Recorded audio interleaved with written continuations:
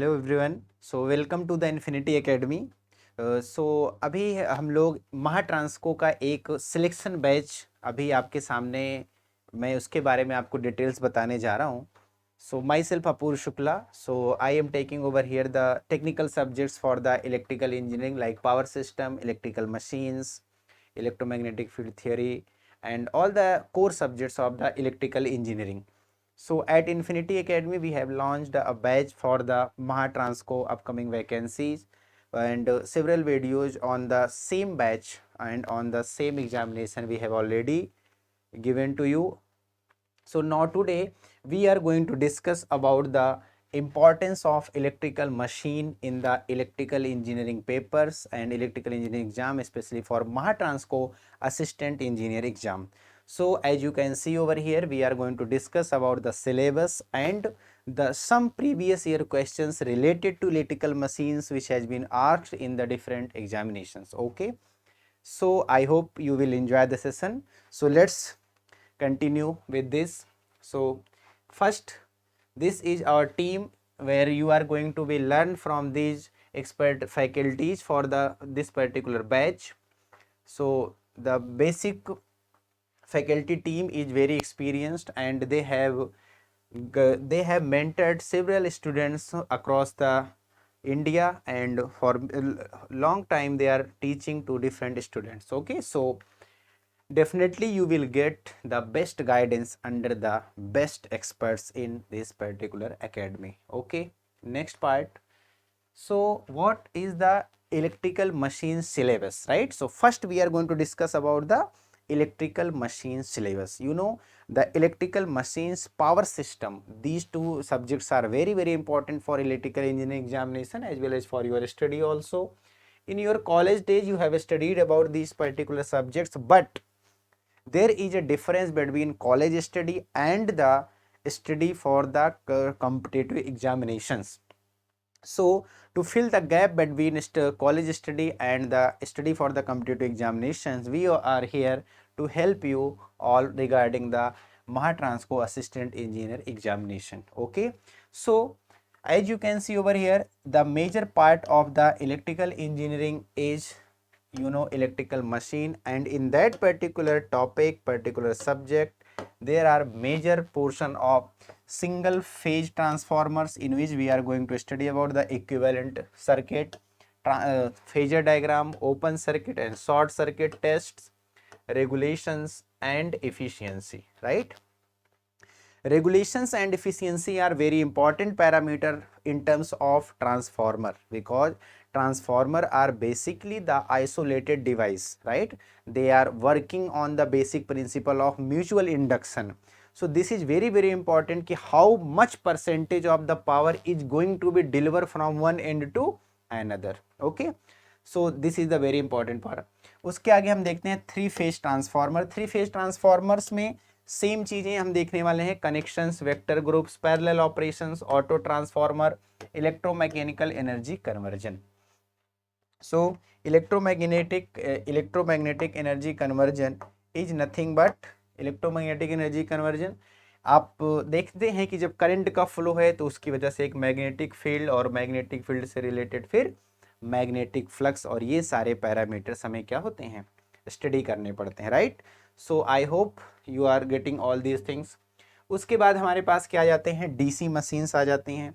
DC machines के बाद आप अगर देखेंगे, डीसी मशीन्स के अंदर हम क्या पढ़ने वाले हैं, separately excited, series and shunt, motoring and generating mode of operation and there characteristic of DC Motors, right? In three phase induction machines, principle of operation, types, performance, torque, speed characteristic, it's again a very important part for the competitive examinations. In the several last years they have asked the questions related to this part. So हमें इस बात पर बहुत ज़्यादा focus करने की बात है थ्री फेज इंडक्शन मशीन्स पे, और उसमें किसी भी टॉपिक के अंदर जो उसका कंस्ट्रक्शन है, कंस्ट्रक्शन के साथ उसकी वर्किंग है, वर्किंग और working principle, construction, working principle, उससे रिलेटेड जितने फंडामेंटल फॉर्मूले हैं, अगर आप महाट्रांसको की बात करेंगे तो यहाँ पर बहुत हाईली कैलकुलेटिव क्वेश्चंस, मतलब कि जिसमें एक लेंदी कैलकुलेशन इन्वॉल्व है, एक लेंदी डेटा बेस जिसमें आपको प्रिपेयर करना है, ऐसे क्वेश्चंस का वेटेज बहुत कम रहता है. So basically we have to prepare the all fundamental topics related to the chapter, related to the subject and all.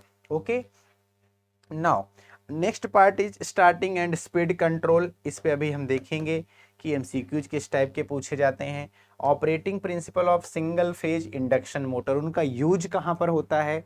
जो ऐसे वन लाइनर क्वेश्चंस और डायरेक्ट फॉर्मूला बेस्ड क्वेश्चंस हैं, वही पूरा का पूरा बेसिक केस होने वाला है इसके अंदर, right. Next part is synchronous machine. Synchronous machine के अंदर आप देखेंगे cylindrical and salient pole machines, performance and characteristics of regulation and parallel operations, starting of synchronous motor, starting torque के बारे में, types of losses and efficiency calculation of electric machines. Basically machine क्या है, अगर मशीन की बात आप करते हैं, मशीन का मतलब होता है इलेक्ट्रिकल एनर्जी बेस्ड एक ऐसा सिस्टम जहां पर हमारे पास एक रेगुलेटेड इनपुट और आउटपुट है. मतलब जो हमारी रिक्वायरमेंट है, क्या वो पर्टिकुलर सिस्टम हमारे पास वो एनर्जी, वो आउटपुट डिलीवर करने में कैपेबल है या नहीं, इस चीज को चेक करने के लिए जो डिवाइस है वो that is called electrical machines. ठीक है, तो मशीन के अंदर ये बेसिक फंडामेंटल हमें पढ़ने हैं, जिनके लिए आपके बेसिक अंडरस्टैंडिंग पॉइंट बहुत स्ट्रॉन्ग करना पड़ेगा. फंडामेंटल क्वेश्चंस ही हमेशा एग्जाम में हिट किए जाते हैं. नेक्स्ट पार्ट, इन्हीं सब चीज़ों को ध्यान में रखते हुए आपको एक सिंगल प्लेस पर पूरे के पूरे चीज़ों को मिले अराउंड 2000 MCQs के साथ सब्जेक्ट वाइज, चैप्टर वाइज. उसके लिए यहाँ पर एकेडमी की एक बुक है, वो आपके सिलेबस के साथ को पूरा कवर करते हुए आपको बहुत ज़्यादा हेल्प करने वाली है with your examination point of view. Okay, so अभी हम कुछ आपको एग्जाम्पल देने वाले हैं, कुछ बेसिक समझने वाले हैं. किससे रिलेटेड, हम कुछ बेसिक समझने वाले हैं. अभी आपके यहाँ पर देखिए ध्यान से, बेसिक जो फंडामेंटल समझने वाले हैं वो हम समझने वाले हैं कि किस टाइप के questions over the past years examination में पूछे गए, किस टाइप के फंडामेंटल्स पूछे गए. उनमें से पहला केस, और यहाँ से आपको ये भी समझने में मिलेगा, ये भी हेल्प होगी कि how to study any particular MCQ, how to decode any particular MCQ. जैसे हमने बात की ना सिलेबस की डिकोडिंग, मीन्स कि अगर सिलेबस के अंदर ये लिखा हुआ है एफिशिएंसी, तो what type of questions they are going to ask with the efficiency point. And अगर उसके अंदर ये लिखा हुआ है कि रेगुलेशन, तो रेगुलेशन की क्या मीनिंग है और क्या फॉर्मूले पूछे गए over the year in the examination. देखिए, which of the following motor is used for household refrigerator. Household refrigerator. अभी अगर आप देखेंगे तो ये चार ऑप्शंस में से हमें ये फाइंड आउट करना मेजर पार्ट नहीं कि कौन सा ऑप्शन करेक्ट है. उसके साथ जो इनकरेक्ट ऑप्शंस हैं, क्या उनसे कोई क्वेश्चन बन सकता है क्या.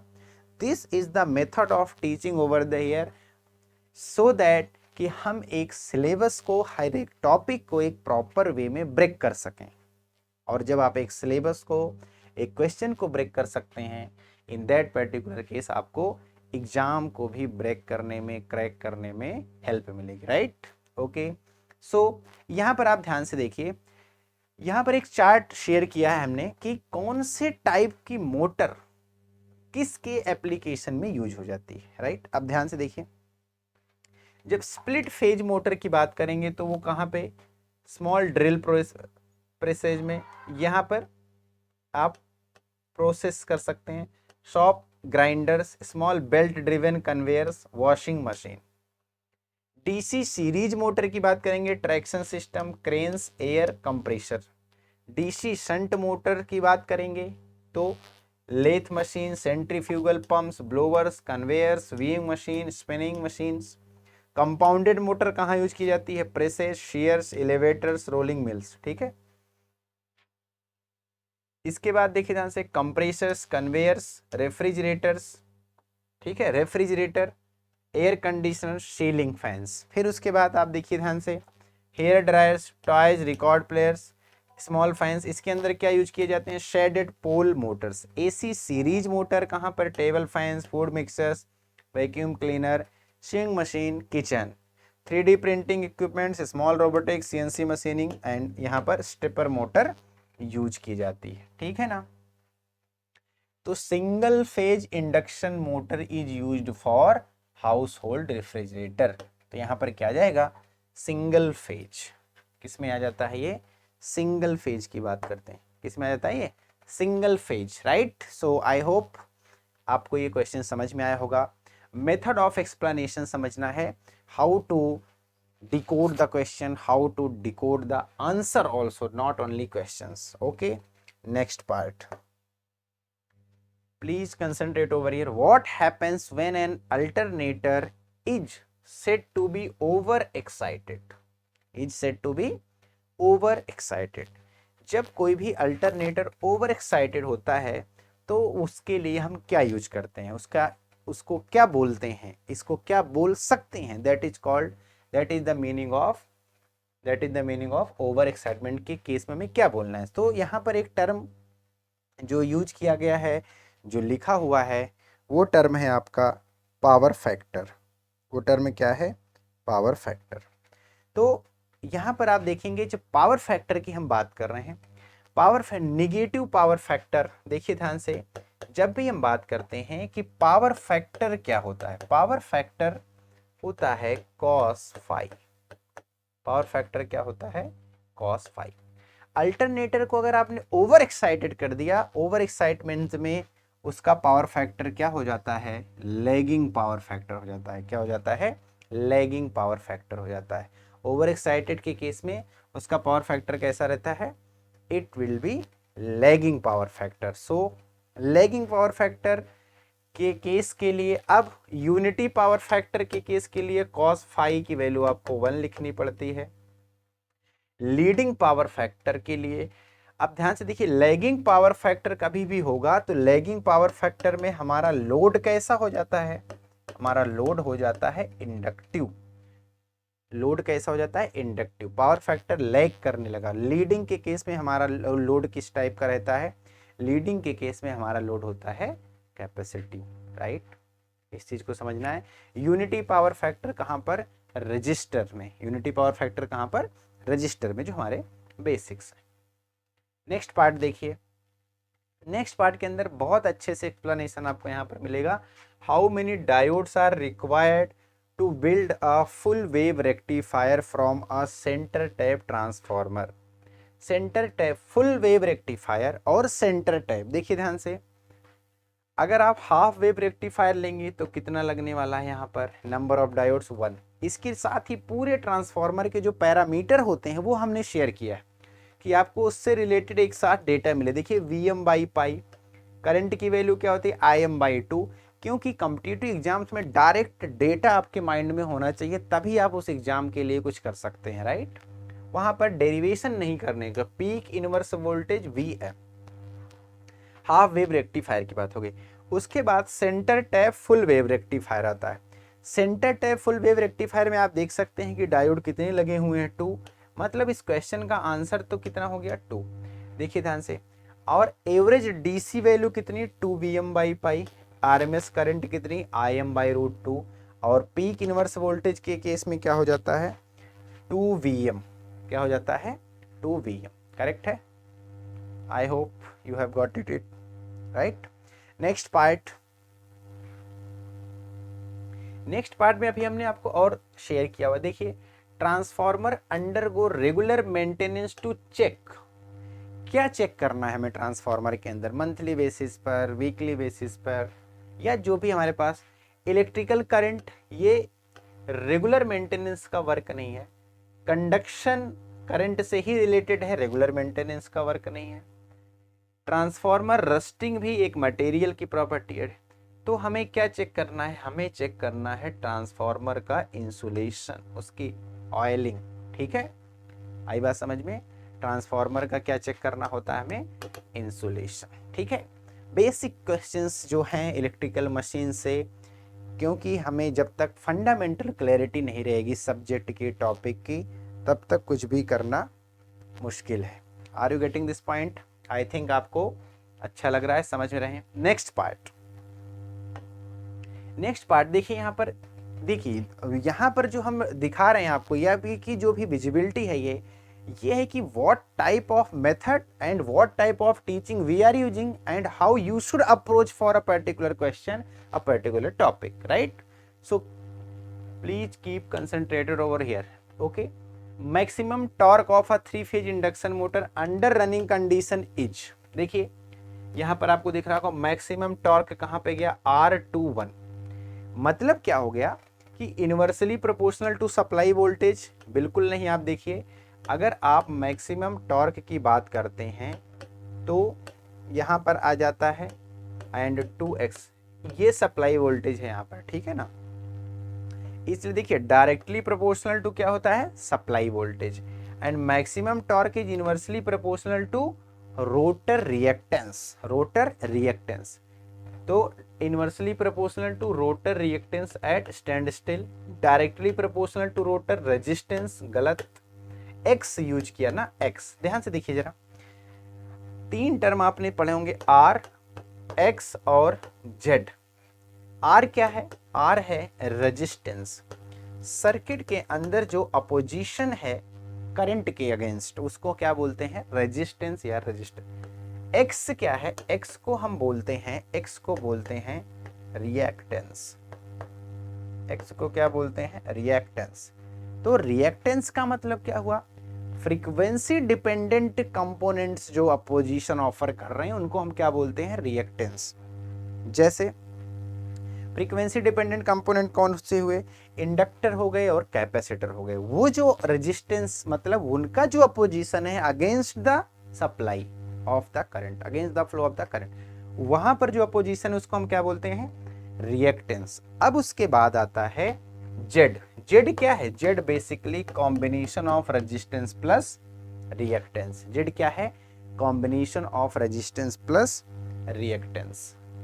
ठीक है, समझ रहे होंगे, वेरी गुड। देखिए ध्यान से, turn ratio of isolation transformer, isolation transformer without connectivity, load और इनपुट की बात हम करते हैं ना यहाँ पर, तो उनके बीच में टर्न रेशियो क्या होता है, 1:1 का होता है। टर्न रेशियो क्या होता है, आइसोलेशन ट्रांसफॉर्मर का फंडामेंटल आपको समझ। आइसोलेशन का मतलब क्या हुआ कि डायरेक्टली करंट का फ्लो ना हो, डायरेक्टली सप्लाई वोल्टेज वहां पे कनेक्शन नहीं है, ऐसे टाइप के ट्रांसफॉर्मर को क्या बोलेंगे, आइसोलेशन। आइसोलेशन और इंसुलेशन, इन दोनों में डिफरेंस है, ठीक है ना, इस चीज का हमें ध्यान रखना है। देखिए, 2 alternators running in parallel, now if the excitation of the one of the alternators is change, then क्या देखेंगे ध्यान से, अगर आप देखिए 2 अल्टरनेटर पैरेलल में रन कर रहे हैं, ठीक है कि नहीं। Now if the excitation of one of the alternators is changes, तो सेकंड पे क्या इंपैक्ट पड़ेगा, ठीक है ना, इस चीज को हमें देखना है। इस क्वेश्चन को समझिए, और क्वेश्चन के अंदर जो ऑप्शंस दिए हुए हैं वो क्या है, frequency will change, power factor will change, speed will reduce, load demand will change, सारे चीजों को चेक करना है। देखिए अभी क्या आता है आंसर। आंसर अगर आप देखेंगे तो अल्टरनेटर्स का कनेक्शन है, ठीक है, पैरेलल कनेक्शन की बात हो रही है।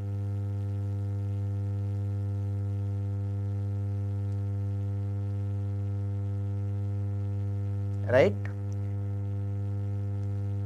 फिर excitation of one of the alternator is changes, ठीक है ना।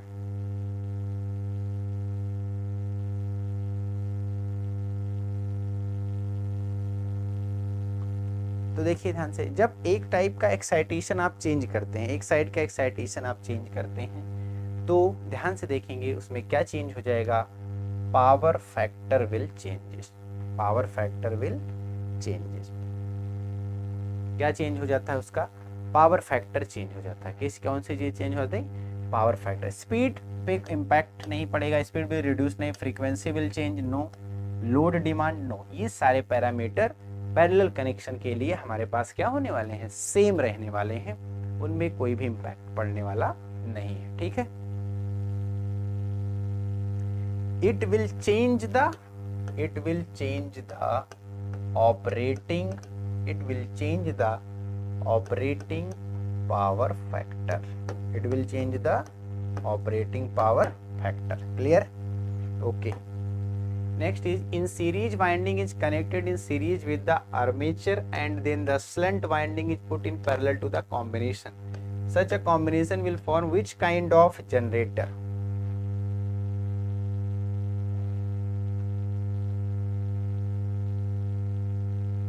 देखिए ध्यान से, इसके लिए क्या एक्सप्लेनेशन है? क्या हम डायरेक्ट इस चीज को समझ सकते हैं? उसके लिए देखिए शॉर्टकट मेथड को ध्यान में रखते हुए हमने आपको यहाँ पर एक चार्ट शेयर किया हुआ है, देख लीजिए ध्यान से।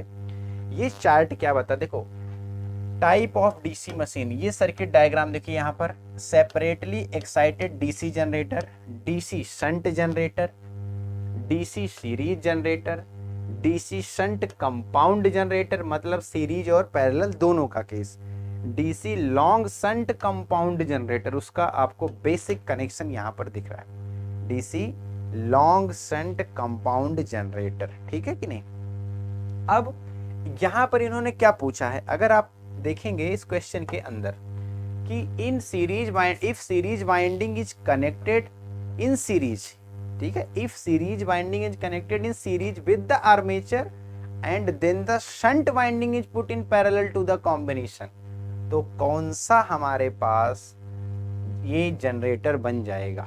देखिए अब अगर आप देखिए, आपने पूरा डिटेल देखा होगा तो आपको ये समझ में आएगा कि ये जो केस ये बता रहे हैं जनरेटर का, उसके लिए यहाँ पर जो क्वेश्चन पूछा गया है वो यहाँ पर मिलेगा आपको, लॉन्ग शंट कंपाउंड जनरेटर। देखिए ये सीरीज कॉम्बिनेशन को किसके साथ, पैरेलल के साथ, तो इसका डायरेक्ट आंसर क्या हो जाता है, इसका डायरेक्ट आंसर डी से या long shunt compound generator, long shunt compound generator, ठीक है। सो ये सारी चीजें जो अभी हमने पढ़ी हैं, वो जो हमने देखी हैं, आप इसको बहुत अच्छे से समझ सकते हैं। और एक मेथड और एक जो चीजें हमें ये देखनी है कि किस टाइप का एक्सप्लेनेशन आपको रिक्वायर्ड है, किस टाइप का एक्सप्लेनेशन एग्जाम को समझने के लिए रिक्वायर्ड है, और किस टाइप की चीज़ों को हम लोग यहाँ पर डिस्कस कर रहे हैं। बेसिक बातें जो ध्यान में रखनी है, एग्जाम का लेवल, एग्जाम ओरिएंटेड कंटेंट और एग्जाम ओरिएंटेड ही प्रैक्टिस, तीन फैक्टर्स जो ये हैं वही आपके सिलेक्शन को एक लेवल तक ले जा सकते हैं, ठीक है।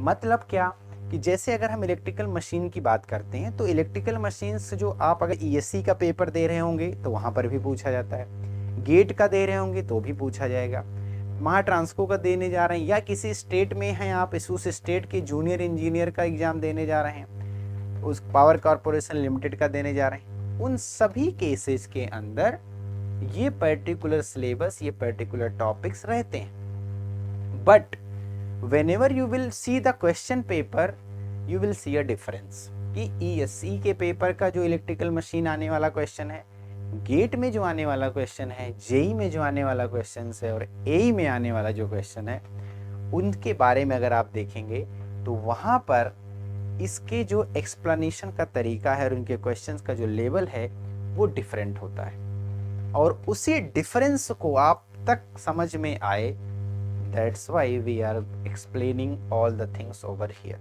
Okay, so I hope all of you have got it, the syllabus and the teaching pattern as well as the pattern of explanation for a particular question, how we are going to discuss the topics related to that subject. Okay, so after that, hope you have enjoyed the session. Thank you very much.